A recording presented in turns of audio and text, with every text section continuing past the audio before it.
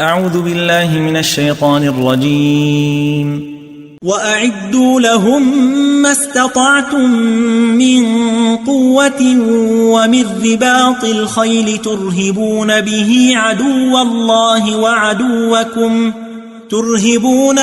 عدو الله وعدوكم وآخرين من دونهم لا تعلمونهم الله يعلمهم وما تنفقوا من شيء في سبيل الله